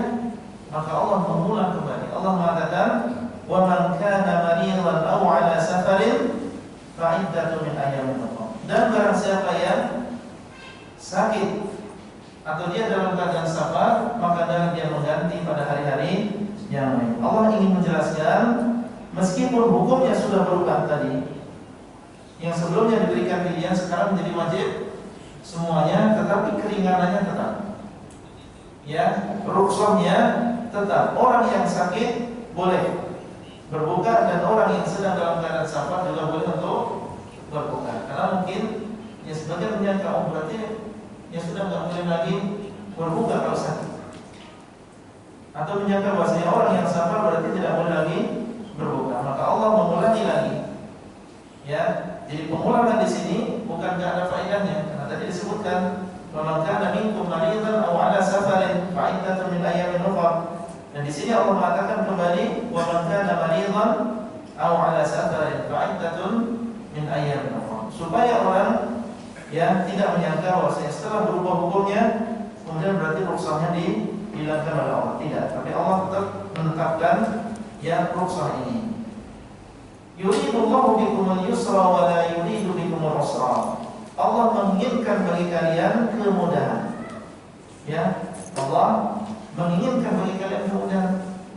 Ya, berapa banyak kemudahan yang Allah berikan, ya. Wa la yuridu bikumul usra, dan Allah tidak menghendaki bagi kalian kesusahan, ya, hanya waktu yang sedikit, ya, dan sehari saja, ya. Kemudian apabila dia tidak mampu, maka bisa diganti pada hari-hari yang lain, ya. Dan orang yang sakit boleh tidak berpuasa, diganti pada hari yang lain. Orang yang safar, ya boleh dia berbuka puasa dan diganti pada hari yang lain. Walitukmilul iddah, dan hendaklah kalian menyempurnakan jumlahnya. Hendaklah kalian menyempurnakan jumlahnya. Itu berapa jumlahnya tadi? 29 atau 30. Ada yang mengatakan, kenapa Allah mengatakan ini? Karena mungkin sebagian ada yang mengatakan cukup saya melakukan puasa 1 atau 2 hari, sisanya saya tidak perlu berpuasa. Dan yang penting saya sudah berpuasa di bulan Ramadan. Allah mengatakan walitukmilul iddah, hendaklah kalian menyempurnakan, ya, jumlah puasanya, itu 1 bulan penuh, ya. Kemudian ada yang mengatakan bahwasanya maksudnya ini adalah yang menekankan kembali kewajiban untuk membayar mengqadha puasa yang ditinggalkan, ya. Karena di ayat sebelumnya, ya, sebelumnya Allah mengatakan barang siapa yang sakit atau dia safar, maka dia mengganti pada hari-hari yang lain. Maka ditekankan oleh Allah kembali supaya kita menyempurnakan apa? Iddahnya, supaya kita menyempurnakan jumlah bilangan berpuasa dalam 1 bulan, ya. Kalau jumlahnya 29 hari dan kita baru berpuasa 15 hari, maka lengkapi, ya, segera dilanjutkan, ya, segera ditunaikan hutang tersebut. Wa litukabbirullaha 'ala ma hadakum, dan supaya kalian mengagungkan Allah atas apa yang telah Allah berikan kepada kalian berupa hidayah. Litukabbirullaha, supaya kalian mengucapkan takbir. Ini tafsir sebagian ulama, dan ini adalah menunjukkan disyariatkannya mengucapkan takbir apabila sudah selesai apa? Berpuasa. Yaitu apabila sekarang adalah tanggal 29 misalnya, yang bulan Ramadan. Kemudian sorenya kita melihat hilal, berarti besok kita Idul Fitri, maka disitulah kita disyariatkan untuk mengucapkan apa? Takbir. Kapan? Ketika sudah disempurnakan iddah. Ya sudah disempurnakan 1 bulan Ramadan, maka setelahnya baru disyariatkan untuk mengucapkan takbir, diucapkan ya takbir Idul Fitri ya sampai imam naik ke atas mimbar. Ya, sampai imam naik ke atas mimbar. Apabila sudah sholat Idul Fitri maka sudah tidak disyaratkan lagi untuk mengucapkan takbir. Wa la'allakum tashkurun, dan supaya kalian bersyukur kepada Allah atas hidayah yang Allah berikan kepada kalian, kemudian yang Allah berikan kepada kalian sehingga kalian bisa melaksanakan puasa tersebut dengan mudah selama 1 bulan. Kemudian setelahnya Allah mengatakan, wa idza sa'alaka 'ibadi 'anni fa inni qarib. Dan apabila hamba-hambaku bertanya kepadamu wahai Muhammad tentang diriku, maka sesungguhnya aku adalah dekat. Ayat ini ada sababun nuzul. Ada sebagian orang, yaitu orang-orang Arab Badui, bertanya kepada Nabi SAW, ya Rasulullah, aqaribun rabbuna fanunadi am ba'idun fanunadi. Ya Rasulullah, apakah Rabb kami adalah dekat sehingga cukup kami bermunajat, tidak perlu mengeraskan suara, ataukah Rabb kami adalah ba'id, jauh, sehingga kami harus memanggil dengan suara yang keras. Kemudian Allah SWT menurunkan ayat ini, wa idza sa'alaka 'ibadi 'anni, apabila hamba-hambaku bertanya kepadamu tentang diriku. Itu pertanyaan tadi, apakah Allah jauh atau dekat? Fa inni qarib, maka sesungguhnya aku adalah dekat. Menunjukkan bahwasanya di antara nama Allah adalah Al-Qarib, dan di antara sifat Allah adalah Al-Qurb. Allah memiliki sifat dekat, dan dekatnya Allah sesuai dengan keagungannya. Dekatnya Allah adalah sesuai dengan keagungannya, tidak sama dengan kedekatan yang dilakukan oleh makhluk terhadap makhluk yang lain. Allah SWT Maha mengetahui dan Maha melihat apa yang dilakukan oleh para hamba dan mendengar apa yang mereka ucapkan. Tidak perlu mereka berteriak-teriak, ya, mengeraskan suaranya. Ya, Allah SWT dialah yang Sami', Maha mendengar, dan Dia Qarib, yang Maha dekat. Sebutkan di dalam sebuah hadis bahwasanya Nabi SAW mendengar sebagian sahabat mereka mengeraskan suaranya ketika berdoa. Maka Nabi SAW mengatakan, irba'u ala anfusikum, hendaklah kalian menyayangi diri-diri kalian. Ya, sesungguhnya kalian tidak sedang berdoa kepada ya sesuatu yang atau zat yang ghaibah, ya, yang dia adalah tidak mendengar, dan dia adalah ghaib, jauh dari kalian. Tetapi kalian sedang berdoa kepada Allah dan yang Maha mendengar dan Maha dekat. Ya, petunjuk dari Nabi SAW supaya mereka melirihkan suaranya ketika berdoa, karena mereka sedang berdoa kepada Allah yang Maha dekat dan juga Maha mendengar. Kemudian Allah mengatakan, ujibu da'watad da'i idza da'an, aku mengabulkan doa orang yang berdoa kepadaku apabila dia berdoa. Ya, aku akan mengabulkan doa orang yang berdoa kepadaku apabila dia berdoa dan dia melaksanakan syarat-syarat. Maka Allah akan mengabulkan doanya. Ya, di antara syarat dikabulkan doa, ya, di antaranya yang pertama adalah tidak memakan harta yang haram. Demikian pula tidak memakai pakaian dari harta yang haram. Sebagaimana dalam hadis, ya, ada seorang laki-laki yang dia melakukan perjalanan panjang, kemudian sampai kusut ya pakaiannya, kemudian dia menengadahkan kedua tangannya dan mengatakan ya Rabbi ya Rabbi. Kemudian dikatakan oleh Rasulullah SAW bahwa ta'amuhu haram, wa mashrabuhu haram, wa ghudhiya bil haram, fa anna yustajabu lahu. Tetapi makanannya adalah makanan yang haram, kemudian minumannya adalah minuman yang haram, pakaian adalah pakaian yang haram, dan dikenyangkan dia dengan makanan yang haram. Fa anna yustajabu lahu, maka bagaimana orang yang demikian akan dikabulkan doanya. Menunjukkan bahwa seseorang apabila ingin doanya mustajab, maka dia harus menjaga makanannya, menjaga rezekinya, hati-hati di dalam mencari rezeki. Demikian pula di antara syaratnya adalah tidak tergesa-gesa, mengatakan bahwasanya saya sudah berdoa tapi kok belum dikabulkan oleh Allah. Ini namanya isti'jal. Ini namanya tergesa-gesa di dalam berdoa. Sebutkan dalam hadis, ya Allah mengabulkan doa seseorang selama dia tidak tergesa-gesa.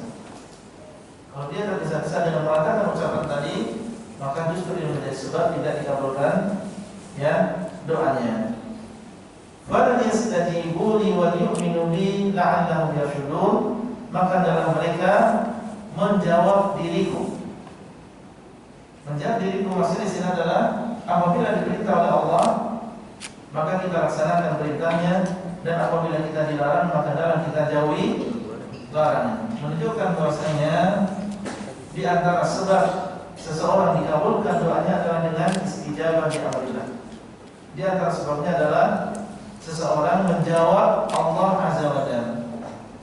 Itu dengan beriman dan beramal saleh, mendekatkan diri kepada Allah, melaksanakan perintah, menjauhi larangan. Maka ini adalah sebab dikabulkan doanya.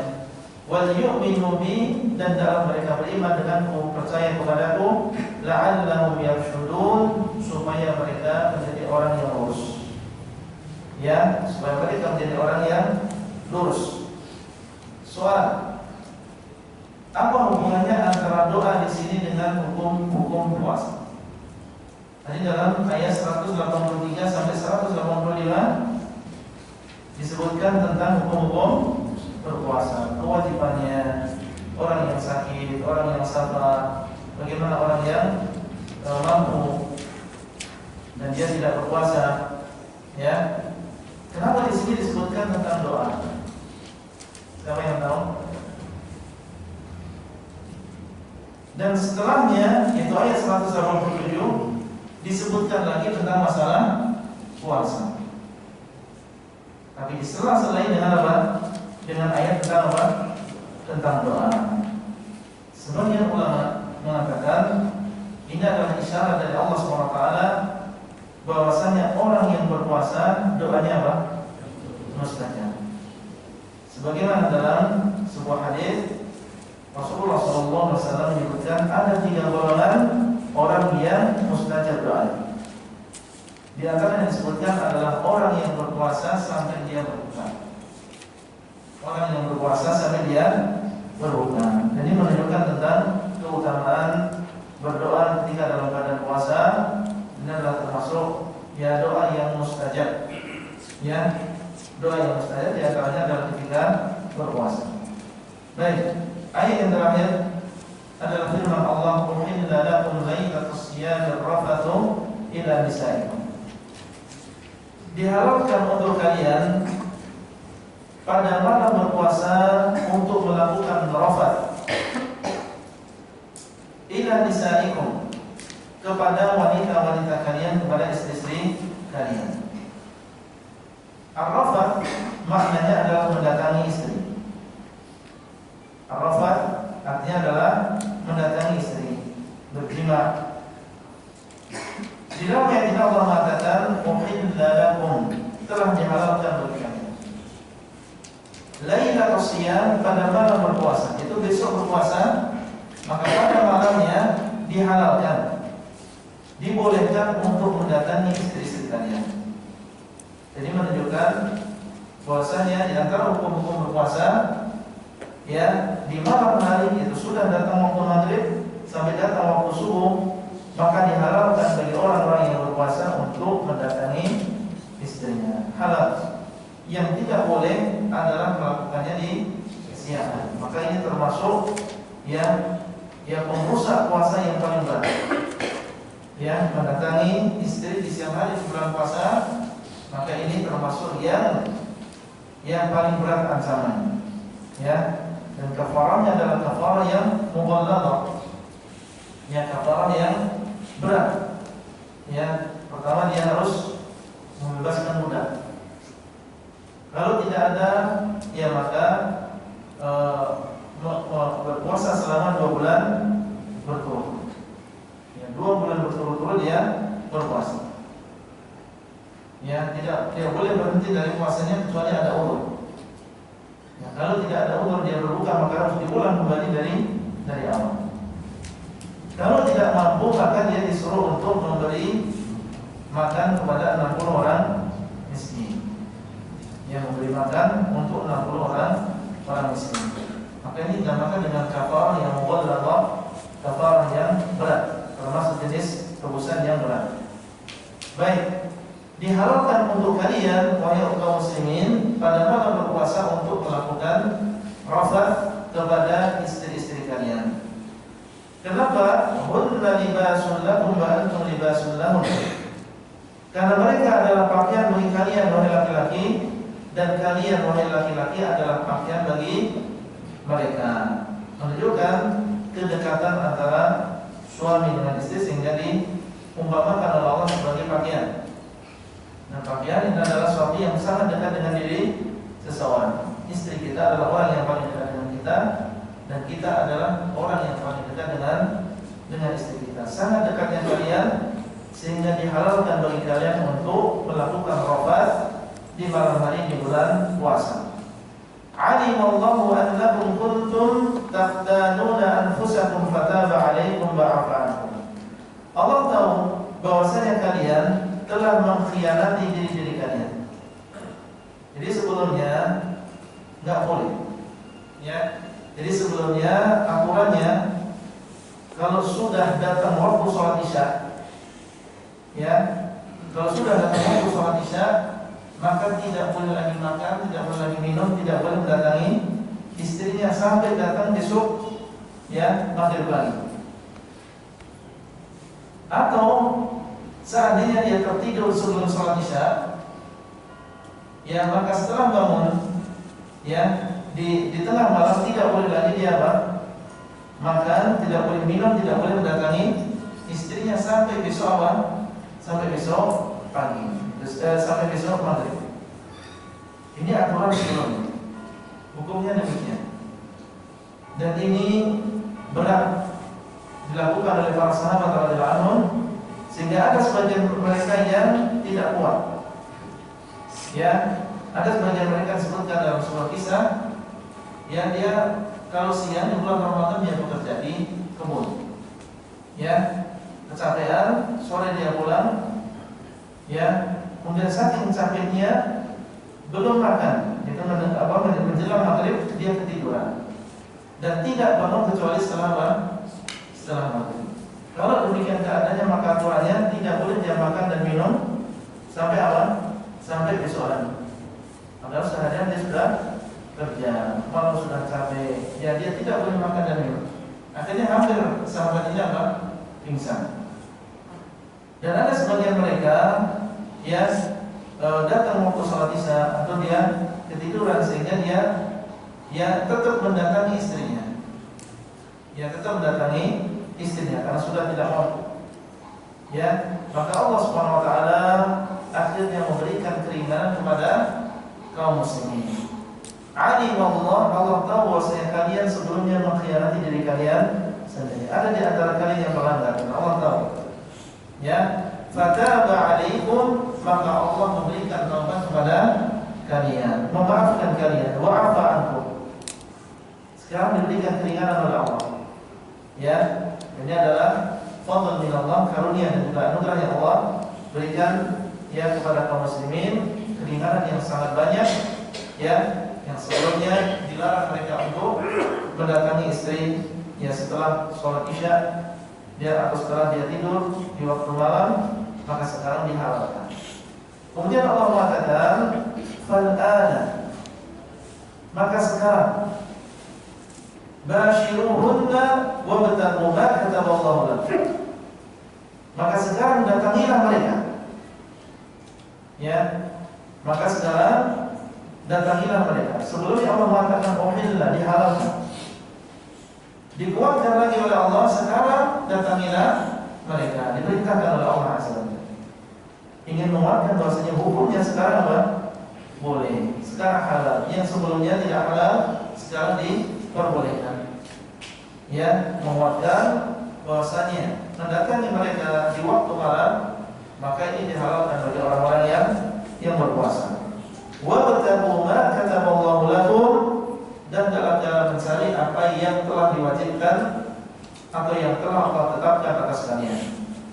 Mencari apa yang Allah telah tetapkan atas kalian, ada yang mengatakan maksudnya adalah mencari anak dengan cara mendatangi istri. Ya, menunjukkan bahwa niat seseorang mendatangi istri di antaranya adalah ingin mendapatkan keturunan yang saleh. Dan ada yang mengatakan carilah apa yang sudah Allah tuliskan untuk kalian, maksudnya adalah carilah Lailatul Qadar. Carilah apa? Lailatul Qadar. Meskipun dibolehkan bagi kalian untuk mendatangi istri di malam hari, maka jangan lupa untuk mencari apa? Lailatul Qadar. Yaitu jangan lalai dengan kenikmatan tersebut, dengan kelezatan tersebut, kemudian kalian meninggalkan i'tikaf, tidak perhatian dengan Lailatul Qadar. Maka Allah mengatakan fal ana bashiruhunna wabtaghu ma kataballahu lakum. Sekarang datangi mereka dan carilah apa yang telah Allah tetapkan atas kalian. Ada yang mengatakan maksudnya adalah disuruh untuk mencari Lailatul Qadar. Kemudian Allah mengatakan wa kulu washrabu, dan makanlah dan juga minumlah, itu di waktu malam, hatta yatabayyana lakum al-khaytul abyad min al-khaytil aswad min al-fajr. Makanlah dan juga minumlah di waktu malam sampai jelas bagi kalian apa? Benang putih dari benang yang hitam. Yang dimaksud dengan benang putih di sini adalah datangnya waktu siang, dan benang hitam di sini adalah perginya waktu malam. Jelas bagi kalian ya, minal fajr, datangnya waktu al-fajr, yaitu datangnya waktu siang dan perginya waktu malam, ditandai dengan datangnya al-fajr. Yang dimaksud dengan al-fajr di sini adalah fajar shadiq. Itu fajar yang kedua. Karena fajar ada dua, ada fajar kadhib dengan fajar shadiq. Yang dimaksud adalah fajar yang kedua, itu fajar shadiq. Tandanya apabila cahaya di sebelah timur ini sudah merata, ya, sudah merata dari utara ke selatan, maka ini adalah tanda bahwa ini sudah datang waktu fajar. Tapi kalau cahayanya baru naik ke atas, ya, dan tidak merata, tidak menyebar, maka ini baru fajar yang kadhib atau fajar yang pertama. Dan ini menunjukkan ya, perintah Allah makan dan minumlah sampai datang waktu fajar. Menunjukkan apa? Yang pertama menunjukkan makan dan minum di waktu malam boleh. Kemudian yang kedua, isyarat tentang disyariatkannya melakukan sahur. Ya, makan dan minumlah sampai terbit apa? Fajar. Berarti isyarat disyariatkannya untuk melakukan sahur. Dan sahur ini sunnah. Nabi SAW katakan tasahharu fa inna fis sahuri barakah. Hendaklah kalian melakukan sahur, karena di dalam sahur itu ada berkah. Ya, orang yang melakukan sahur, maka insya Allah dia akan mendapatkan berkah. Apa berkahnya di antaranya? Pertama, orang yang sahur dia lebih kuat melakukan amal soleh daripada yang lain. Ya, kalau kita sahur, meskipun kita berpuasa, maka insya Allah kita kuat dalam bekerja. Membaca Al-Quran juga kencang, melakukan sholat juga semangat. Berbeda dengan orang yang meninggalkan apa? Sahur, maka dia lebih lemah, ya, di dalam melakukan amal selama satu hari. Kemudian yang kedua, orang yang melakukan sahur, dia akan bangun sebelum fajar. Dan waktu sebelum fajar ini adalah waktu yang mustajab untuk apa?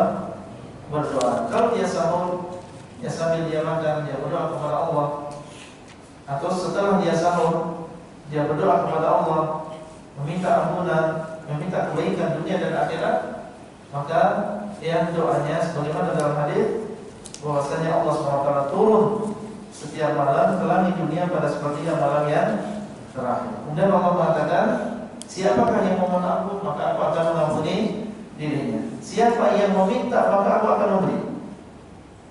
Ya, siapa yang meminta maka aku akan memberinya. Siapa yang berdoa maka aku akan mengabulkan. Maka orang yang bangun di waktu sahur, insyaallah dia mendapatkan keutamaan.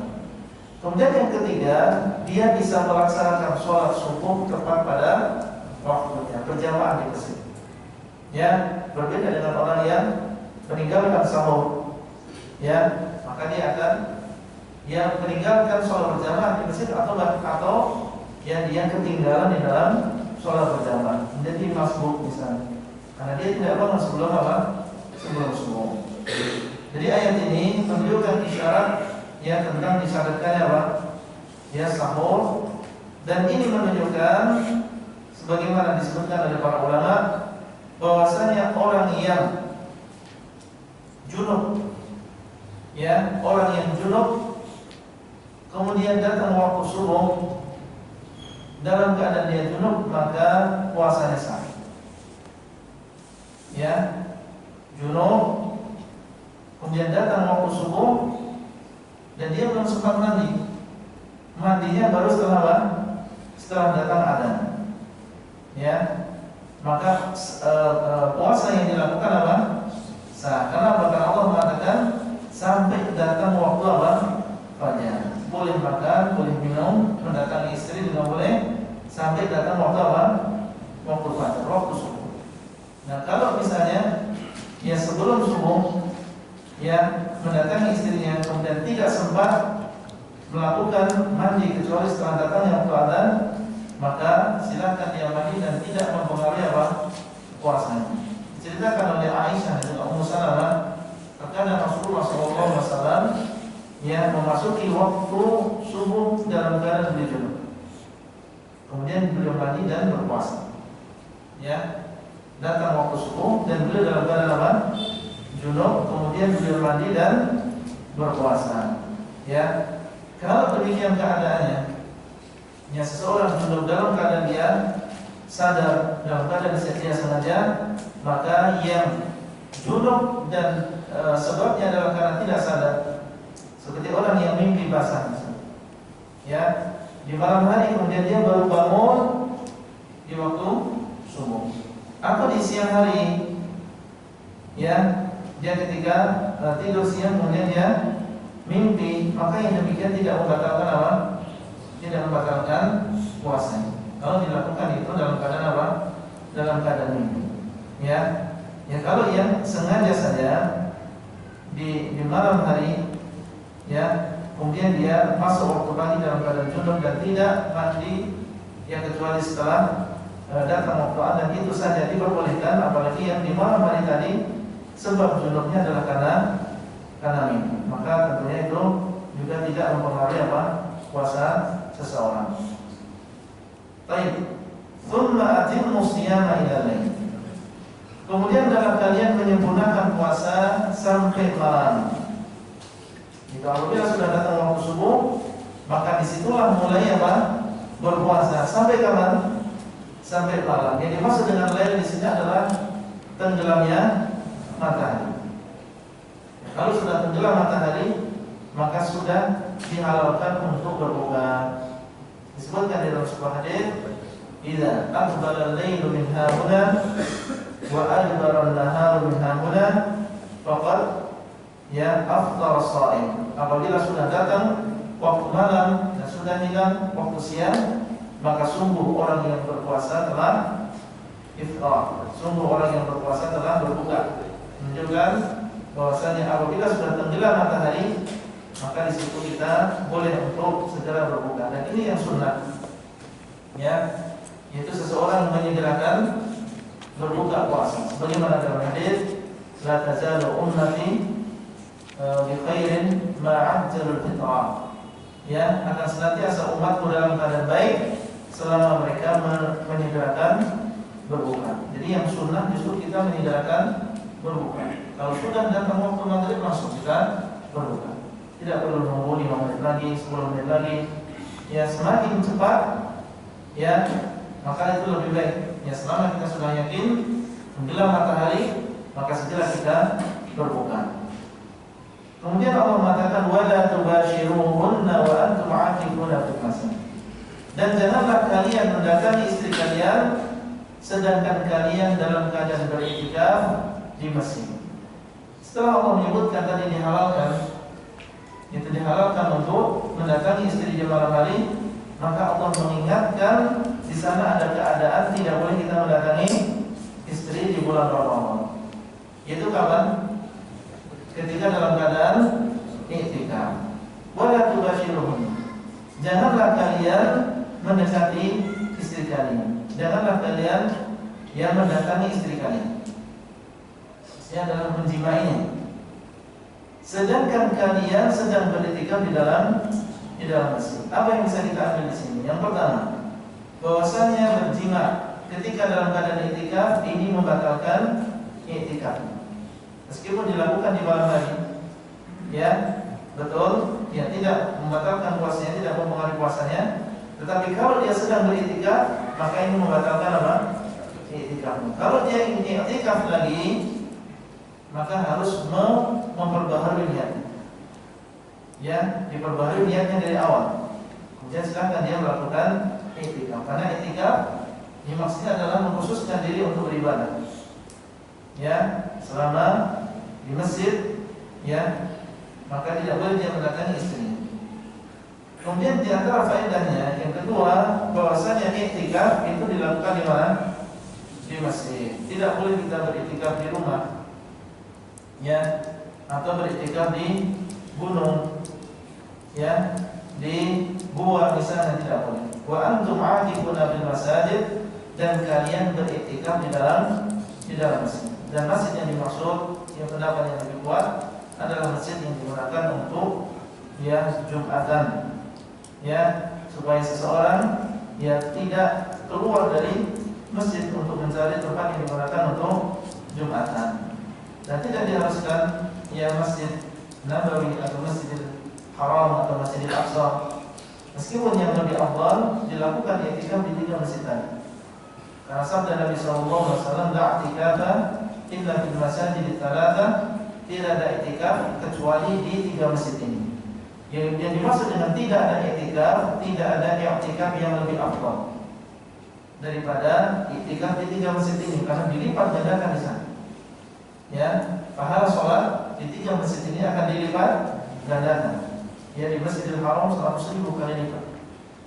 Ya, sholat sekali di sana dilipat gandakan menjadi berapa? 100.000. Di Masjid Nabawi dilipat gandakan menjadi 1.000. Ya, kalau dibandingkan ya sholat sekali di Masjid Nabawi, misalnya sholat zuhur misalnya, ya sekali sholat zuhur di Masjid Nabawi itu sebanding dengan sholat zuhur yang kita lakukan di masjid ini, ya butuh waktu 2 tahun 8 bulan. 2 tahun 8 bulan setiap hari kita sholat zuhur di sini, baru sama pahalanya dengan orang yang sholat sekali sholat zuhur di Masjid Nabawi. Itu baru dilipat gandakan 1.000. Kalau di Masjidil Haram dilipat gandakan menjadi 100.000. Artinya 2 tahun 8 bulan tadi kali 100. Itu 200 tahun 800 bulan. Sholat sekali di Masjidil Haram sebanding dengan sholat di sini selama 200 tahun, ya 800 bulan. Itu baru sama pahala. Makanya kalau kita bisa i'tikaf di sana itu bagus. Dan saya melihat masalah. Jadi orang-orang bisa semangat. Ya, di sana mereka mengikuti program setiap tahun, bahkan ada yang setiap tahun. Ya kalau Ramadan atau 10 hari yang terakhir pasti di Masjidil Haram. Ya, pasti dia mesan, bahkan masalah sama istri yang berdua langganan setiap tahun. Ya bahkan yang berkumpul di satu tempat ketemu dengan ya teman-temannya dari negara yang lain yang juga memiliki semangat yang sama melakukan i'tikaf di Masjidil Haram. Maka tentunya ini adalah kebaikan yang besar. Ya seseorang bisa yang menunaikan puasa dan i'tikaf di Masjidil Haram untuk mendapatkan pahala yang besar. Kemudian tilka hududullah, itulah batasan-batasan Allah. Allah menyebutkan tadi batasan-batasan, ya, orang yang makan dan minum sampai terbit fajar, orang yang mendatangi istri sampai terbit fajar, ya, kecuali dia dalam keadaan beriktikaf, maka tidak boleh dia mendatangi istrinya. Batasan ketika orang, ya, safar, ketika dia sakit, maka tilka hududullah, ini adalah batasan-batasan Allah. Fala taqrabuha, janganlah kalian berusaha untuk mendekatinya. Mendekati saja tidak boleh, apalagi melanggarnya, ya. Maka kita jaga di dalam puasa kita, jangan sampai kita mendekati perkara-perkara yang bisa membatalkan puasa, ya. Di antaranya adalah melihat perkara yang haram misalnya, ya, bisa menjadikan terbangkit syahwat seseorang sehingga dia melakukan perkara yang tidak diperbolehkan dalam puasa, ya, seperti mendatangi istri, maka ini membatalkan puasanya. Atau melakukan perkara yang bisa menjadikan dia makan dan juga minum, ya, maka ini semua jangan kita dekati supaya kita tidak terjerumus di dalam apa yang dilarang oleh Allah Azza wa Jalla. Kadzalika yubayyinu Allahu ayatihi lin-nasi la'allahum yattaqun. Demikianlah Allah menjelaskan ayat-ayatnya